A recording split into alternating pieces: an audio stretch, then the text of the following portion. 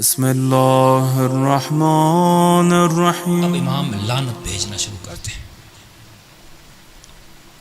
कि खुदा शिमर पर लानत है। मौला ये शिमर के नाम पे लानत है, उसके जिस्म पे लानत है। फरमाए शिमर की फिक्र पे लानत है। शिमर को शिमर बनाया शिमर की फिक्र ने। इन अक्रमकुम इंदल्लाहि अत्काकुम। अगर तुम्हारी फिक्र तकवा वाली फिक्र है तो तुम अजीम बन जाते हो। चाहे तुम नबी के बेटे हो, नूह के बेटे हो, लेकिन अगर तुम्हारी फिक्र शैतानी है तो खुदा क्या करता है? लानत भेजता है। ये लानत उमर साद पर है? फरमाया नहीं, ये लानत उमर साद की फिक्र पर है। अलकाबा दिए गए, कोई खालुल मोमिनीन है, कोई पता नहीं क्या उल मोमिनीन है। जब तुम लक़ब भी देने आते हो तो सामने लफ्ज़ मोमिन लाते हो। जिससे मोमिनों का खालू बना रहे हो, पहले उसे तो मोमिन बनने दो। हम कहते हैं इमामुल मुत्तकीन, अली किसका इमाम है? मुत्तकीन का इमाम है। तो ये उसी को हक है जो खुद मुत्तकी और कहे कल इमाम मुत्तकीन है, जो रात में 1000 रकत नमाज पढ़ते थे, जिनकी शहादत मस्जिद में हुई। कभी भी किसी ने अली को गुनाह करते हुए नहीं देखा। फजीलत अली है। अगर कोई लक़ब दिया जा रहा है, वो लक़ब अली के वजूद में मौजूद है। ये मजाजी अलकाबात तो नहीं है कि आप किसी को शेर अली कहें और नाम का शेर हो और काम का बुज़दिल हो। नहीं, अगर अली शेर खुदा है, वाक़अन अली शेर खुदा है। अगर हसन को लक़ब सखावत मिलता है, वाक़अन सखी है। अगर 5 इमाम को बाक़िरुल उलूम कहा जाए, वाक़अन वो बाक़िरुल उलूम है। अगर इमाम रज़ा को रज़ा कहा जाता है, या जितनी औलाद अहले बैत हैं अलक़ाब मिलते थे, वाक़अन वो सिफ़ात उनमें पाई जाती थी। मुसलमान सोचे तुम किसको लक़ब दे रहे हो? और मुसलमान ज़रा अपनी किताब को खोल और ज़रा किताब पढ़, किस किताब में क्या क्या लिखा गया। फिर इमाम नाम लेने के बाद फैमिलीज़ पे आते हैं। ये भी अहम है कि स्पेसिफिक एक नाम लेते हैं कि यजीद पे लानत, शिमर पे लानत, उस पे लानत, उस पे लानत। उसके बाद इमाम फैमिलीज़ पे लानत करते हैं। एक लानत है इब्न ज़ियाद पर। शायद मोमिनीन को पता ना हो, ये तारीख़ के बड़े अजीब पहलू हैं कि यही शिमर है जंग सिफ़ीन में अली के साथ है, जानबाज जंग सिफ़ीन है। और यही शिमर जब आता है लश्कर यजीद में, कातिल हुसैन इब्न अली बन जाता है। यही तो फिक्र है जो हम लोगों को देना चाहते हैं। भाई इंसान की ज़िंदगी, इंसान का किरदार कभी स्टेबल नहीं रहता, सिवाय मासूमीन के, जिनके लिए खुदा ने आयत नाजिल की कि इन्नमा युरीदुल्लाह व युज़हिबकुम रिज्स अहलल बैत। वो स्टेबल हैं किरदार के एतबार से, वरना हम कभी भी स्टेबल नहीं रह सकते। आज मैं मोमिन हूँ, कल पता नहीं। आज मैं अच्छी बातें कर रहा हूँ, मेरा कल कुछ पता नहीं। इंसान कभी भी अपनी गारंटी नहीं दे सकता मैं हमेशा मोमिन रहूँगा। यही शिमर है, जब अली के साथ है तो स्टेबल है। ये शिमर अली से दूर होता जाता है और लश्कर यजीद में आता है, कातिल हुसैन इब्न अली बन जाता है। ज़ुबैर का मैं वाक़या कई साल पहले आपको बता चुका। वो ज़ुबैर जो मौला अली की पुफी का बेटा है, और वही जंग जमल में अली के मुकाबले में खड़ा हो जाता है। यही असहाब रसूल के इर्द गिर्द घूम रहे हैं, लेकिन एक वक्त आता है रसूल खुदा के बाद यही आपस में लड़ रहे हैं।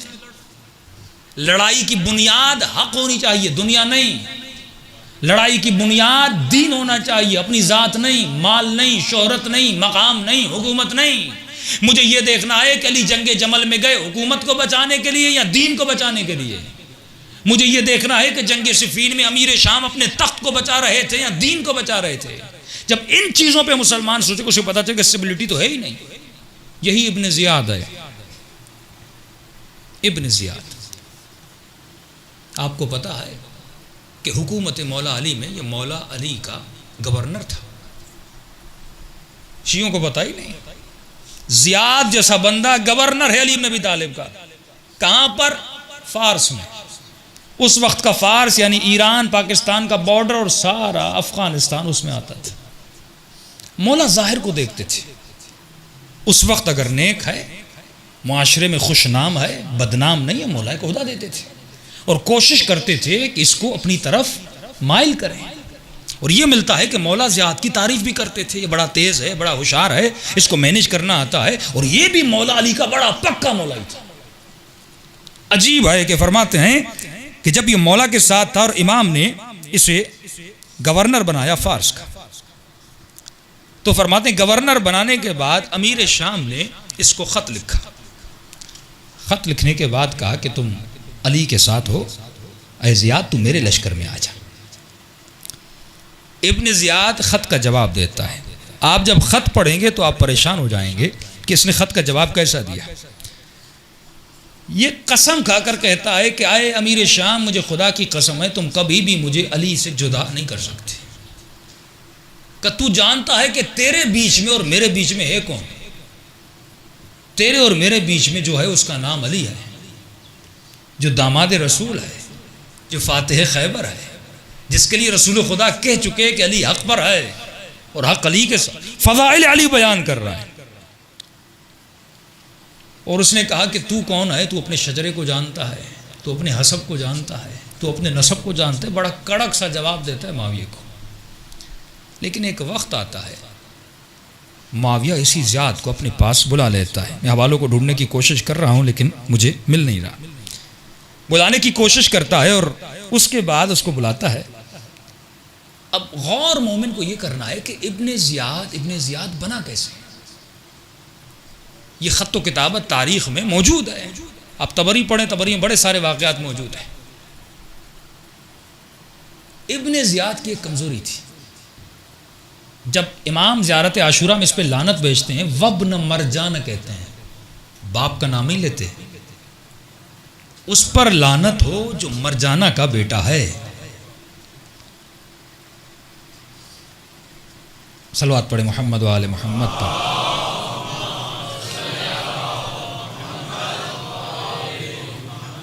हाँ, यहाँ पर मिल गया। जो मरजाना का बेटा है,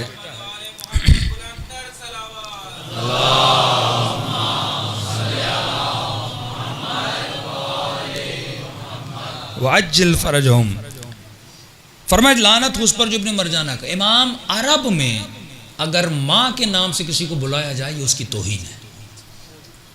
यहूदी फ़ख्र करते हैं माँ पर, वो हमेशा माँ के नाम से पुकारते हैं। अरब हमेशा ख़ुद को बाप के नाम से याद करते हैं। तो इब्न ज़ियाद का तारीख़ यह है, ये तबरी भी लिखता है, इब्न अबुल हदीद भी लिखता है, अबू बिलाल हैं अहले सुन्नत के बहुत बड़े आलिम दीन हैं, वो भी अपनी किताब में लिखते हैं। फरमाया कि ज़ियाद को ये बात बड़ी चुभती थी, क्योंकि इसको भी पता नहीं था, जैसे कोई यतीम बच्चा पलता है और बड़ा होता है, इसको पता नहीं था मेरा बाप कौन है। तो कुछ कहते थे ज़ियाद इब्न अबी, अपने बाप का बेटा, पता ही नहीं बाप कौन है। कुछ कहते थे मरजाना का बेटा, क्योंकि माँ का पता था, मरजाना का बेटा। ये बात, ये इसकी थी कमज़ोरी। इससे हम इस्लामिक साइकोलॉजी में कहते हैं कि ये इसकी वीक पॉइंट थी। और शैतान हमेशा तुम्हारी कमज़ोरी को अपनी ताकत बनाता है, तुम्हें गुमराह करने के लिए। हमेशा इसको लोग ये ताना देते थे, या ज़ियाद इब्न अबी कहते थे, या इब्न मरजाना कहते थे। ये बात इसको खटकती रहती थी और हमेशा इस तलाश में था कि मेरे बाप का पता चल जाए और मैं भी दुनिया को कहूं कि मेरा भी कोई बाप है।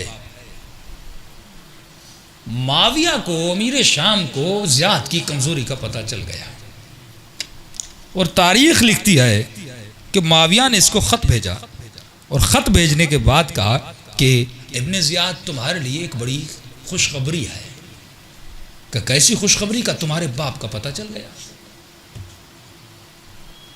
इसने ताज्जुब किया, मेरे बाप का पता चल गया? कहाँ पता चल गया? खुलासा ये करूँ कि उसने कहा भाई हम दोनों तो भाई हैं।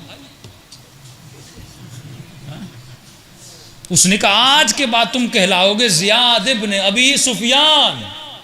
अबू सुफियान भी बनु उमैया का करता धरता था ना, कबीले का रेस सरदार हो। अचानक यतीम बच्चे को पता चले मेरे बाप कोई सरदार है और मेरा भाई हाकिम शाम है, मैं अली का गवर्नर, भाई हाकिम शाम।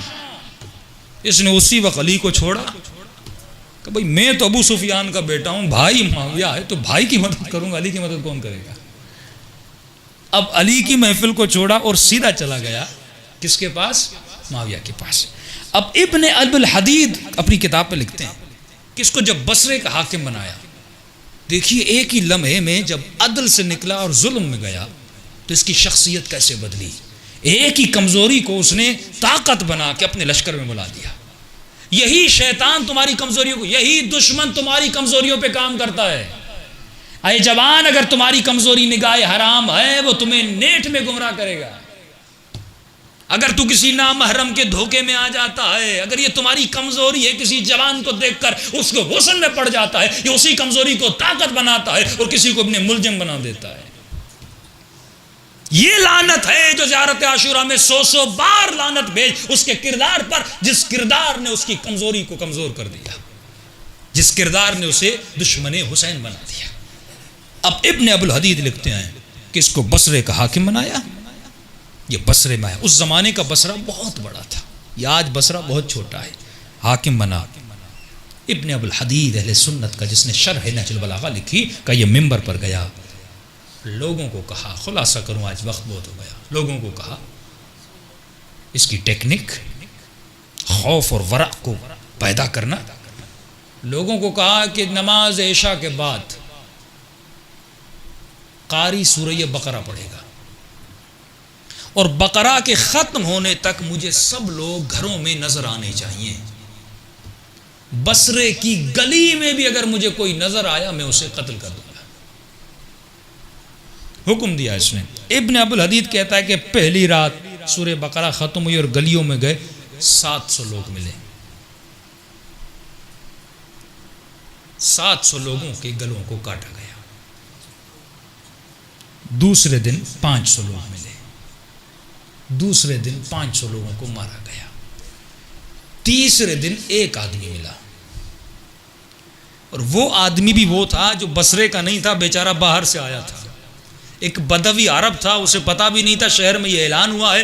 बेचारा अपना ऊँट लेकर आया और ऊँट को चरा रहा था। सिपाहियों ने पकड़ा, अपने ज़ियाद के पास ले गए। इसने ज़ियाद को कहा भाई मुझे तो पता ही नहीं था, पता होता मैं शहर में आता ही नहीं। ज़ियाद ने कहा नहीं, अगर कानून को नाफिज करना है तो तुझे मारना पड़ेगा, और इसे मार दिया। वहां पर एक नबी का चाहने वाला उठता है, फरमाता है इब्न ज़ियाद, ये जो तुम हुक्म चला रहे हो, ये जो जुल्म कर रहे हो, ये शरीयत मुस्तफ़ा नहीं है। ये जो हद्दें जारी कर रहे हो ये रसूल का कानून नहीं है, तुम्हारा अपना बनाया हुआ कानून है। क्या तुमने कुरान नहीं पढ़ा? मन कतल नफ्सन बिगैर नफ्सिन औ फसादिन फिल अर्द फकन्नमा कतल नास जमीआ। जिसने एक इंसान को बेगुनाह मारा उसने गोया पूरी कायनात को मार दिया। उसने कहा ये कुरान मुझे न सुनाओ, अब यहाँ पर वही चलेगा जो मैं कहूँगा। दीन वही है जो ज़ियाद कहे, शरीयत वही है जो ज़ियाद कहे। सलवात पढ़े मोहम्मद वाले मोहम्मद।